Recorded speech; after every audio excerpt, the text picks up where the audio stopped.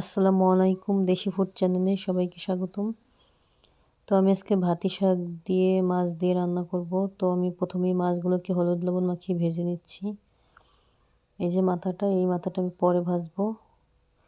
তো মাছগুলোকে আমি ভেজে নিচ্ছি, এদিকে কিন্তু আমি মশলাও বেটে নিয়েছি। তো ভাতি শাকের সাথে আরও কয়েকটা পালং শাক ছিল, তাও আমি দিয়ে দেবো। তো মাছগুলোকে আমি এক সাইড কিন্তু উল্টে দিয়েছি। তো মাছগুলো আমার ভাজা হয়ে গিয়েছে, মাছগুলোকে আমি একটা বাটিতে উঠিয়ে নিয়েছি। এরপরে আমি মাছের যে মাথাটা সেটাও আমি ভেজে নেব।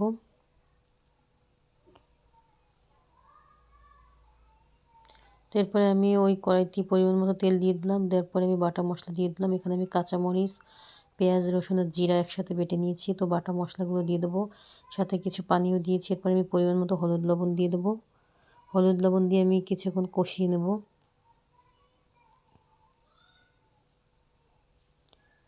তো আপনারা কি এইভাবে ভাতি শাক কেউ রান্না করেন কিনা আমাকে কমেন্ট করে জানাতে পারেন। তো আমি এখন আলুগুলোও দিয়ে দিলাম। আলু দিয়ে আরও কিছুক্ষণ কষাবো। আমি সবসময় শাক রান্না করলে, মাছ দিয়ে যদি শাক রান্না করি, তাহলে আমি অবশ্যই আলু দিই। আলু দিলে আমার কাছে বেশি ভালো লাগে, ঝোলটা একটু গাঢ় হয়। তো আমি পরিমাণ মতো ঝোলের পানি দিয়ে দিয়েছি। আমার কিন্তু কষানো হওয়ার পরেই আমি ঝোলের পানি দিয়েছি। তো ঝোলের পানিটা ফুটে ওঠার পরে কিন্তু আমি ধুয়ে রাখা শাকগুলো দিয়ে দেবো। এখন ফুটে উঠেছে আমার ঝোলের পানিটা, এখন আমি শাকগুলো দিয়ে দেবো। তো দেখেন আমি কিন্তু শাক দিয়ে ঢেকে দিয়েছি। এরপর 10 মিনিট পরে আমি নাড়াচাড়া করে আমি ভেজে রাখা যে মাছগুলো আছে সেই মাছগুলো আমি দিয়ে দেবো। আমি কিন্তু উপর দিয়ে আরও 2-3টা কাঁচামরিচ দিয়েছিলাম চিড়ে। মনে হয়েছিল যে ঝাল একটু কম হবে, তাই আমি চেরা কাঁচামরিচ 2-3টা আরও দিয়ে দিয়েছি।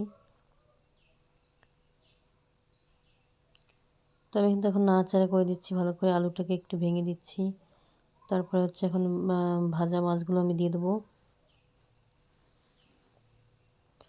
তো মাছগুলো আমি দিয়ে দিয়েছি। এখন আমি একটু ভালো করে নাড়াচাড়া করে আমি এখন ঢাকনা দিয়ে ঢেকে আরও 20 মিনিটের মতো রান্না করে নেব।